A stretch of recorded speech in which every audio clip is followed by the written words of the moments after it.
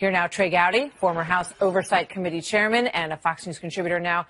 Good to see you this evening, sir. Great to have you with us. Yes, so he's arguing that because this is of such great public importance, as the Clinton investigation was at that time, because it was in the middle of an election, that it is incumbent upon these officials to make sure that they come forward as he did and share everything with the public. What do you think? The purpose of the criminal justice system is not transparency. It is due process and it is fairness. If the purpose were transparency, the grand jury would meet in public.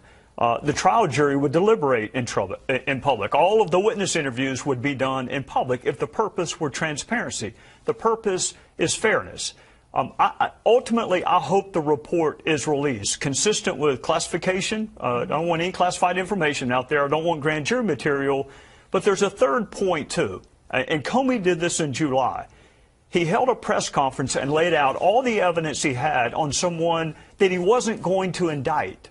The Department of Justice does not speak through press conferences. They do not speak through reports. They speak through indictments. So on the criminal side, if you have enough, issue an indictment. On the counterintelligence side, if you have information about what Russia did in 2016, release that, as much of it as you can, but don't conflate the two. Yeah, that's very interesting. And it's also interesting to remember that Rod Rosenstein based the memo on which James Comey was fired in part on exactly what he did on that day, on July 5th, correct? So did Michael Horowitz. Michael Horowitz is as straight an arrow as you will find in Washington. And the Inspector General took great exception to the way Jim Comey, just like in his op-ed, I mean, he does it all the time. He thinks that he is the arbiter and author of the rules, and he's not. You cannot besmirch people's reputations. The Department of Justice cannot do it in a press conference or report. If you have enough information, indict them. He didn't have enough to indict Hillary Clinton, he didn't think. So he held a press conference that was even worse than a trial because she doesn't have a chance to defend herself. Oh, I mean, when we all listened to every word of it, we were hanging on every word, trying to figure out where he was going, what he was saying. He was building the case one after the other. It felt surely he was going to indict based on everything he said. And then at the end, it was like, like a twist in the story. But no prosecutor would bring this case to indictment. So, I mean, it's very interesting to see him giving advice for how this process should play out. To Adam Schiff speaking of no prosecutor, no prosecutor would have a press conference like the one he had either. Okay. Fair point. So Adam Schiff says that he thinks that the president, no matter what happens, should face jail time when he leaves office. He has been obviously very, upfront about his feelings about this whole case. And I know you say he's been over his skis on it. What about the fact that he says that the president should do jail time? Like without a trial, without an indictment, without a burden of proof? Does Adam just want him to go straight to jail? None of the due process that's afforded everyone else in this country? No presumption of innocence? How about that, Adam? How about a presumption of innocence? Is that okay for the president, or you just want him to go straight to jail? I think it is reckless and irresponsible, especially for a former federal prosecutor, which is what Adam Schiff was, or Jerry Nadler, who's the chairman of Judiciary. Nadler said over the weekend the president's committed a crime, obstruction of justice. There's been no trial. There's been no determination by 12 of your peers. There's no judge involved. Schiff says there's a very real prospect he's going to go to jail, and Nadler says he committed a crime. We haven't even read the report yet. There's not one single sentence of the Muller report out, and one of them's got him convicted, and the other one's got him in the Bureau of Prisons. Well, Jerry Nadler said that the investigation was not wide enough in the scope, the Mueller investigation. So they want to make sure that they can expand it as they move forward on all these investigations that they're doing. I want to get your quick thought on a completely different story out of South Carolina tonight, because it's just unbelievable. The mayor of Lamar, South Carolina, Darnell Byrd McPherson, claimed to be a victim of a hate crime. This seems to be going around. After she woke up and she found a strange yellow substance, and I think we have pictures of this, if we could put them up, caked all over her car. She was trying to figure out who would do this to her car, slime her entire car with all of this yellow stuff. And she said, I likened it to a hate crime because, number one, there's a history in our town of Lamar. It ignited some fear in my spirit when I saw this.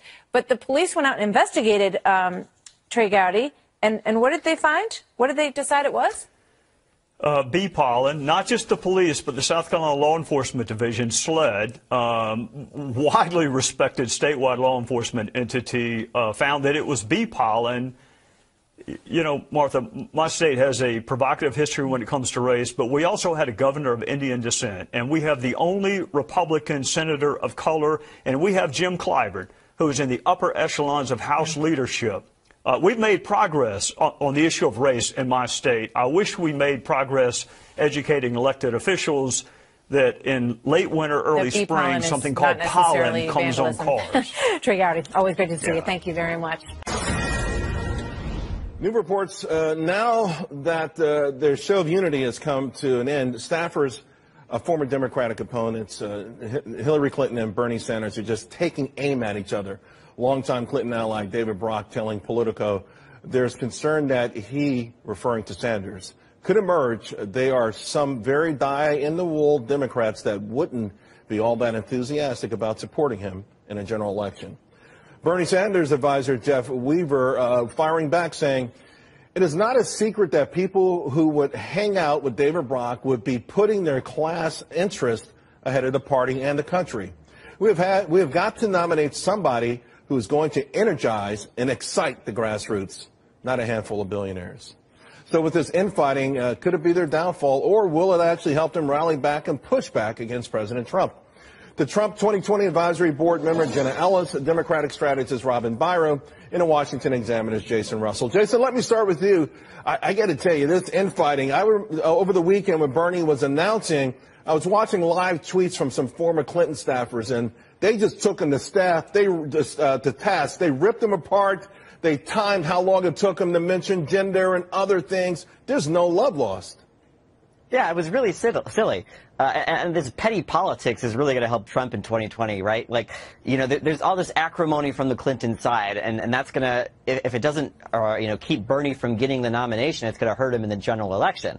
And then if Bernie doesn't get the nomination, then, everyone that is supporting him is just going to say, well, the Democrats rigged this against him again. So what's the point of even voting for the Democratic nominee in 2020 against Trump? So either way, this pettiness is not going to help the Democrats next year. You do wonder who's going to be the bigger person and stand above the fray, if you will.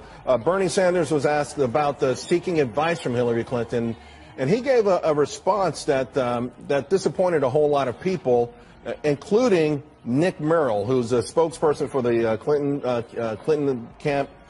He put out this. He said, "I don't know who our nominee is going to be, but I am damn sure that beating Trump and getting America back on the right footing is going to require a unified Democratic Party. So crap like this 613 days before Election Day is irresponsible, counterproductive, and sets us all back." Robin, what do you say for your party?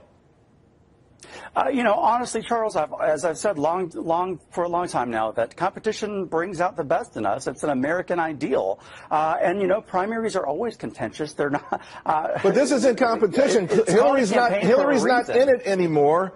This is about the idea. I mean, why is so much chafing, so much anger and animosity? If the ultimate goal is to win, they're not acting like it. Yeah, you're right, and that should be a concern closer to the general election. Right now, we've got so many candidates, and really, Bernie's got to sell America on his idea. And right now, I think that I'm more concerned that the impetus is for us to try and galvanize around one particular candidate. Yes, he's the front leader, but let us at least get to the debates, for gosh sakes. But we do have a major divide, Robin, and before I go to Jen, I do want to ask you one more thing, because you do have a major divide. I think it was on display today. AOC once again coming to the aid of one of her fellow freshman Congresswoman, Ilhan Omar, and this idea of anti-Semitism, asking about what about anti-Islamism and those kind of things. There's a serious divide. You've got moderates, you've got sort of left-leaning, and then you got the ultra-left, and it's a cauldron. It's really amazing to watch. Yes, it is. And look, I experienced this back in the last election, and it was very difficult for me at the time to try and, unify and have our kumbaya moment. But we got there, and exit polling showed that we captured about 81% of people who had voted for Bernie, and it was a net positive because he'd registered so many voters. So I'm hoping that we can do the same. Jenna, I know President Trump, of course, is sitting back, and the Republicans just loving every minute of it.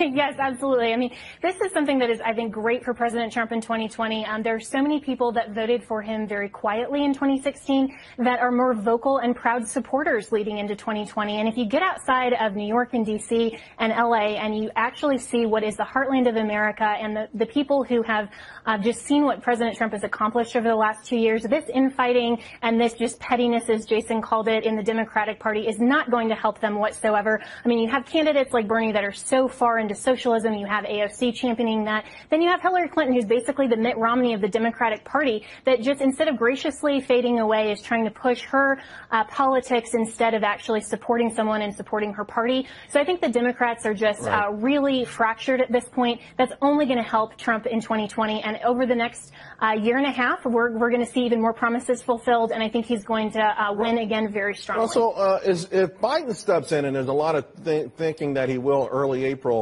does that make all of this a moot point? Is he so far ahead in these sort of early polls, and does he have so much stature that maybe he could be the one that unites and leads the Democratic Party? No, I don't think so. I think, Joe Biden, he's definitely, ahead in the polls, but when you look at his past, there are so many things that Democrats are complaining about, whether it's his views on race, some of them still bring up his views, or not his views, but his plagiarism from the campaign, and I think it was 1988. What views on race are those? Well, there were some comments back in the 1970s that he made that were actually sort of in favor of segregation that the Washington Examiner reported on a month or two ago. So certainly there's that, but obviously, like everyone else in the Democratic Party, he didn't come around quickly enough on gay marriage. He waited until until he was vice president, I believe, like the rest of the party. So certainly there are going to be many complaints, but and there are other flip-flops there too. But anyone who's been in politics for more than a decade has flip-flopped on something. Yeah, but Robin, I think Jason makes an amazing point here. There's already pushback against Joe Biden. He's not what the Democrats are pushing in terms of new leadership, a new vision, this youth movement, and I'm not sure it's going to work despite him leading in the polls right now. And that's a concern. And his age has been brought up numerous times. Generally, he's regarded as sort of the old guard of the Democratic Party. And there is quite a push now to get somebody younger who can really drive up the youth vote and get people galvanized and energized to get out there. And I understand that. That's why I'm just sitting back and listening and giving them all a chance to plead their case and make their argument who they feel is best. I'm sitting back and I'm popping my popcorn. I'm doing the same thing. It's never a dull moment. Thank you all very much. Appreciate it.